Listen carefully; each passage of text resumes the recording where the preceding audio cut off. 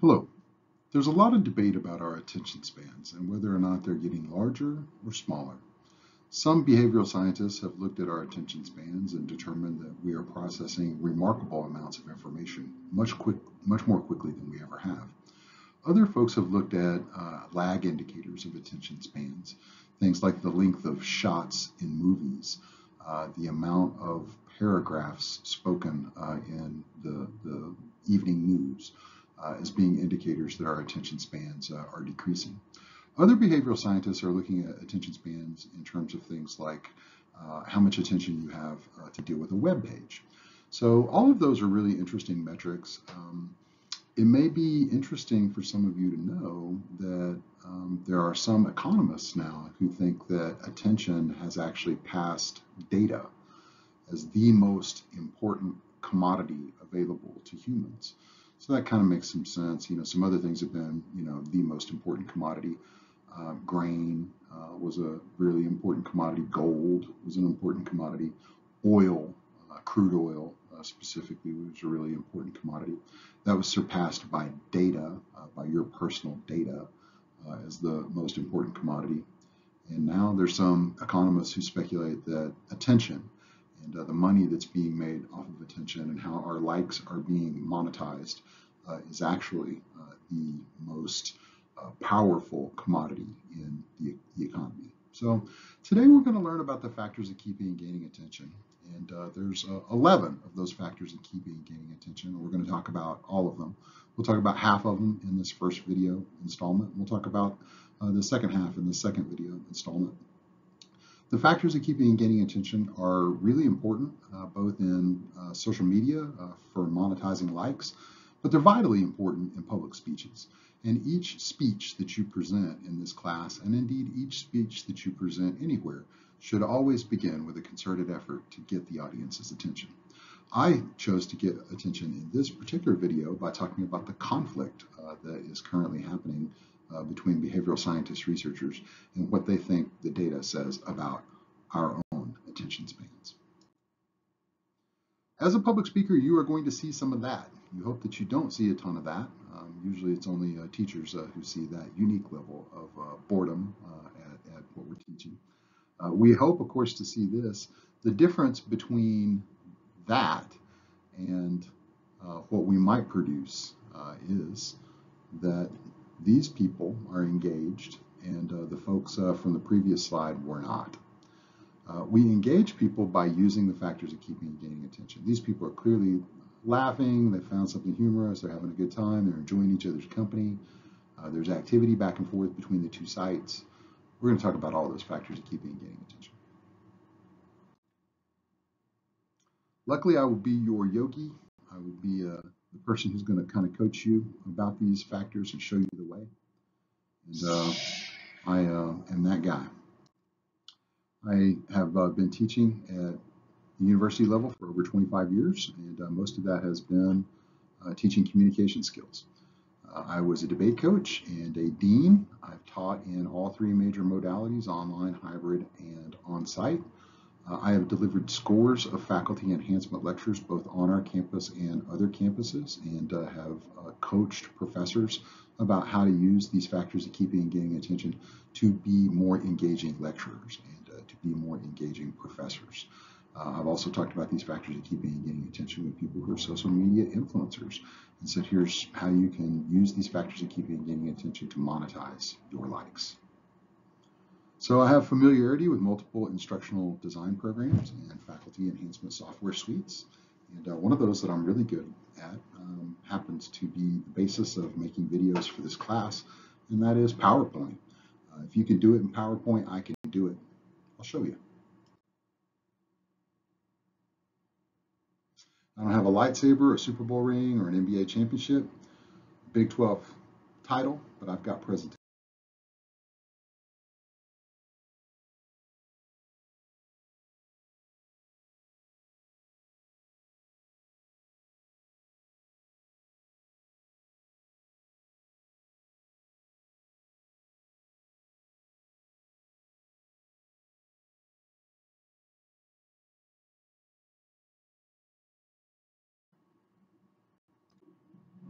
And on this next slide, we have several definitions of the word attention.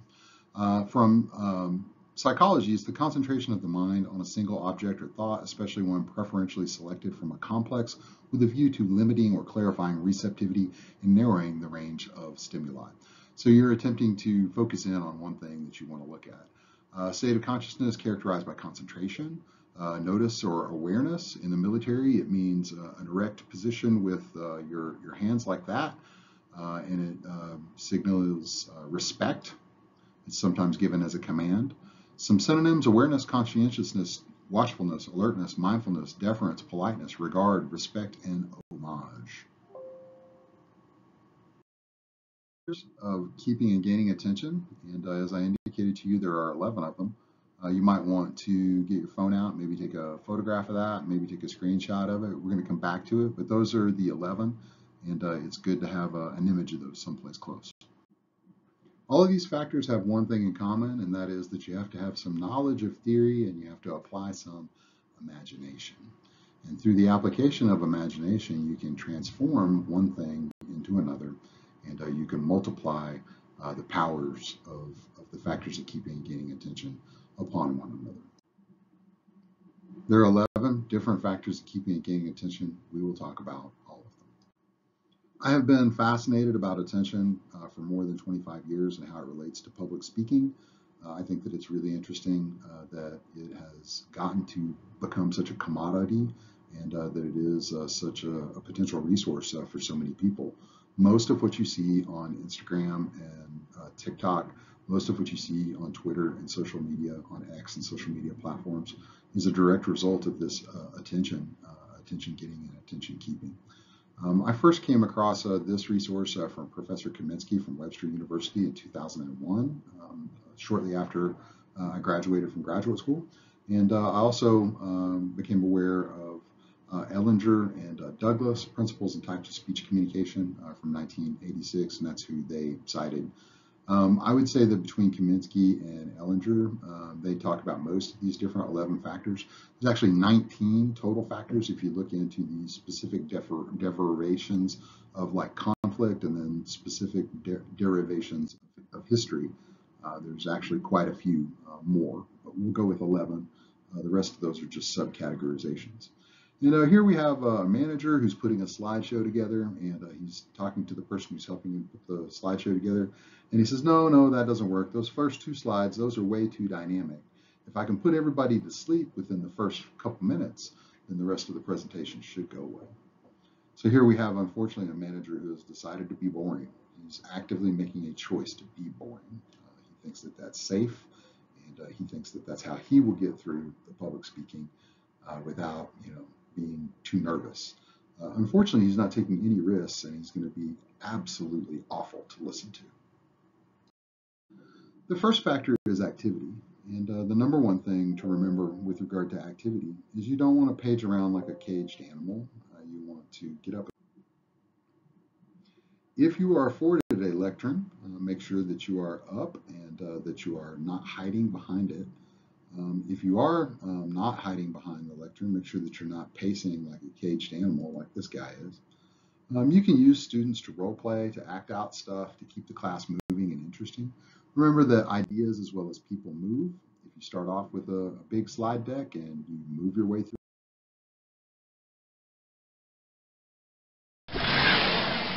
it, you are creating activity. Here we have a teacher, and she is assigning subjects for a geography speech. And whatever those students' right thumb lands on when they catch the globe is what they have to speak about at the end of the week. So they are actually, assigning topics for a place in the world speech. Don't be tethered to the technology. The lectern is a physical barrier. Hiding behind it separates you from the audience, and it makes you a less effective public speaker. Don't be tied to the technology. Use a presentation remote. Get out from behind the lectern and engage with your audience. The next factor is reality, and reality can either be something that we invoke or suspend. When we use reality, we paint a picture of how the world would be with or without something. We try to help the audience envision a world that is radically different from the one that we live in.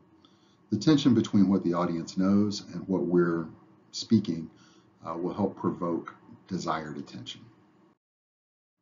Some examples. There's a wonderful movie out called American Assassin, where they start off and they're celebrating a wedding. They just got married. It's their honeymoon. They're on the beach. They're drinking Mai Tais. Everything's great. And then there's a terrorist attack. And it's not a nuclear attack like here in this slide, but it's a bunch of people who show up to the beach with automatic weapons and start firing. And this is similar to what happened at a resort. There were some Islamic fundamentalists who attacked a resort in Bali. And that's a great example of reality, right? You start off and things are, familiar and wonderful, and then, they kind of take a turn in a different direction. And that's one of the ways that you can use reality. That's kind of using reality, to bum us out, but we can also use reality to envision what might be possible. A great example of that is Dr. Martin Luther King Jr.'s I Have a Dream speech. Let's listen to a short clip. This will be the day when all of God's children will be able to sing with new meaning, my country tears of thee. Sweet land of liberty of thee I sing. Land where my fathers died, land of the pilgrim's pride. From every mountainside, let freedom ring, and if America is to be a great nation, this must become true. So let freedom ring. From the prodigious hilltops of New Hampshire, let freedom ring. From the mighty mountains of New York, let freedom ring. From the hiking Alleghenies of Pennsylvania, let freedom ring. From the snow-capped Rockies of Colorado, let freedom ring. From the curvaceous slopes of California. But not only that, let freedom ring from Stone Mountain of Georgia. Let freedom ring from Lookout Mountain of Tennessee. Let freedom ring from every hill and molehill of Mississippi. From every mountainside. Let freedom ring from Indianapolis. Let we allow freedom ring.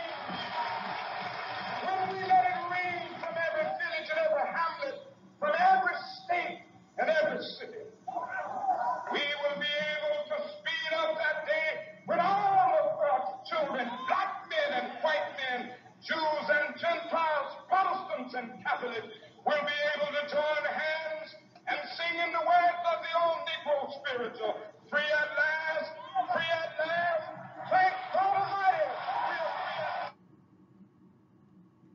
Obviously, Dr. King uses reality and visualization in a way quite like no other speaker before or after. So after that extended rhetorical flourish, you'd be hard-pressed to find a person who just listened who wasn't thinking of mountains. The reason that this is reality is because Dr. King is invoking the reality of these mountains. So more likely than not, you've seen, the Colorado mountains. You've maybe seen the molehills in Mississippi, the curvaceous caps there in California, and then Stone Mountain, Georgia, or Lookout Peak in Tennessee. So he's showing you, the Alleghenies. He's showing you, all of these mountain ranges. And as Americans, we have pictures of what these look like, and the ones that are close to us, we think about that when he says that. So we were thinking about these actual mountain ranges, and it's a way for him to invoke reality. It's a way for him to use visualization without having a PowerPoint.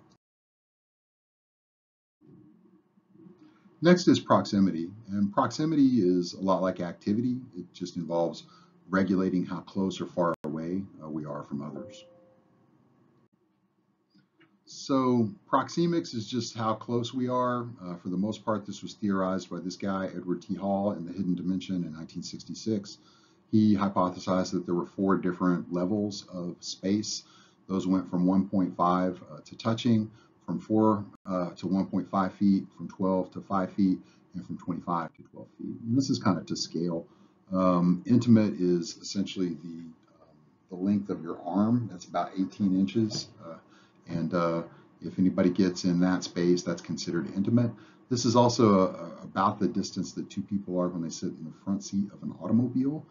So that's, kind of an intimate situation. And if you think about that, that is more intimate. If you just meet somebody for the first time and y'all are having dinner or something like that, you're a social or a casual distance, maybe 3 or 4 feet, kind of separated by that table.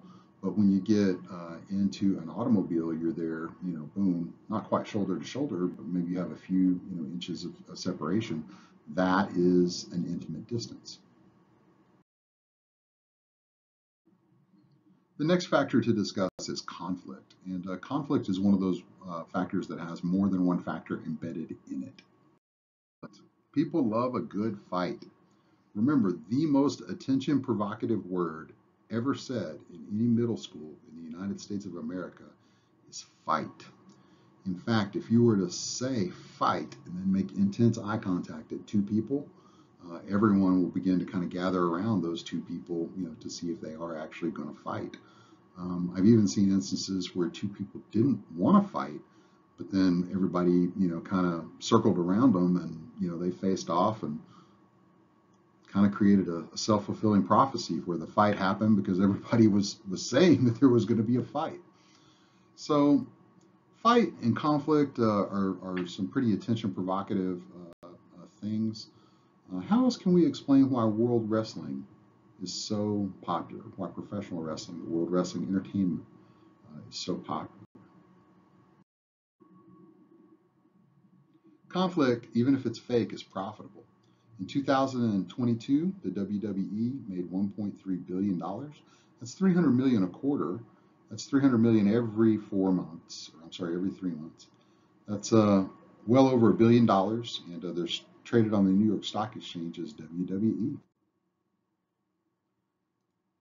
Every discipline quarrels with itself. And we have history, which is full of conflict and wars and diplomatic initiatives and elections. Business is full of lawsuits and buyouts and hostile takeovers.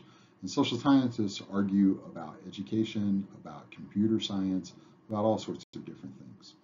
We find it fascinating when computer scientists disagree with each other. We find it fascinating when people disagree who is the greatest of all time in basketball. That is conflict. Here we have a bust of Aristotle, and we have the actor Robert De Niro taking aim at it, and obviously that's a pretty conflicted visual. Aristotle came up with 5 different types of conflict that he wrote about more than 2,500 years ago, and the OG conflict was person versus themselves. So you're in conflict with yourself. You have the better angels of your nature on one shoulder telling you to do one thing, and the worse angels of your nature on the other shoulder telling you to do the other. And we are all, kind of a complicated sort of battle between good and evil. Next is person versus the other person. And we have that typical fight. That's usually one person versus another person. Person versus society, and the graphic that I used here was Neo fighting Agent Smith. So we have, one person trying to upend society or change society. If you are at odds with society, that might be the really effective kind of locus for where persuasive speech might come from. The rest of society thinks this, I think this, I'm different from the rest of society. Society should change and embrace my belief, and society would be better. That's essentially the formula of a persuasive speech. Next is person versus technology, and here I use Arnold Schwarzenegger, the governor, former governor of California, the Governator. He, of course, starred in a lot of Terminator movies. There was also 2001: A Space Odyssey and I, Robot. I listened to this wonderful influencer, Ellie Cordova, and she does a lot of parody songs, and she has this one parody that I'm kind of obsessed with right now, and it's to Bye Bye American Pie, but it's the day the machines rised, and it's about the rise of the machines. Last form of conflict is person versus nature, and think about like the supernatural or spirits or ghosts or vampires or God. All of those things would be examples of person versus nature.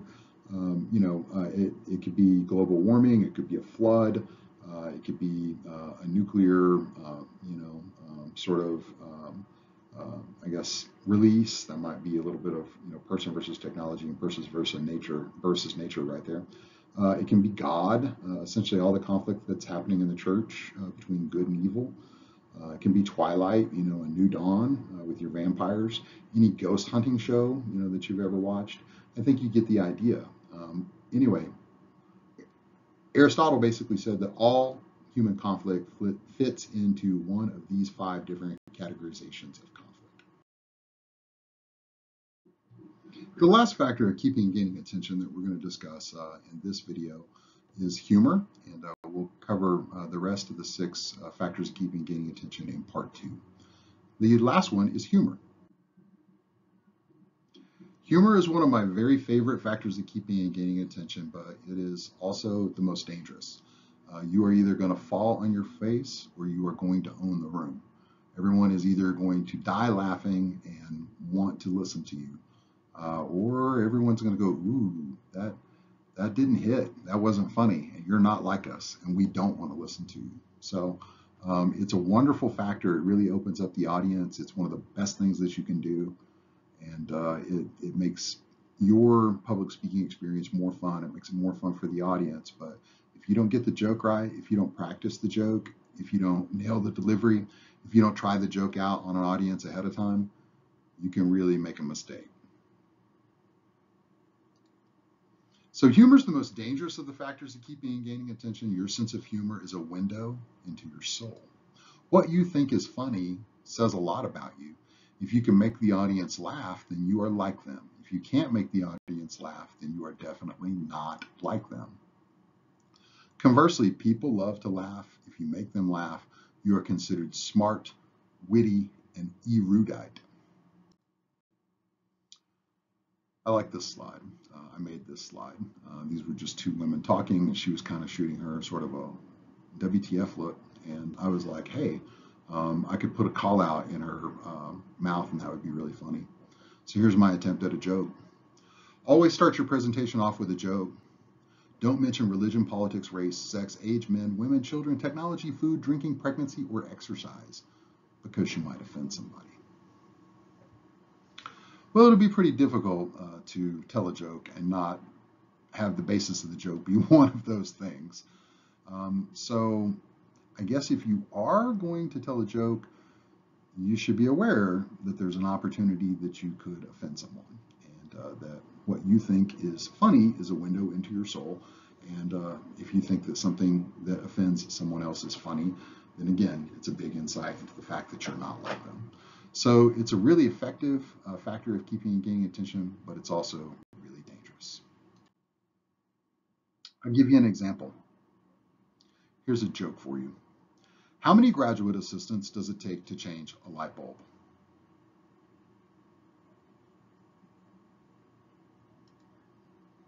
1, but it takes 9 years. Thank you so much. Thank you. Yeah. Thank you.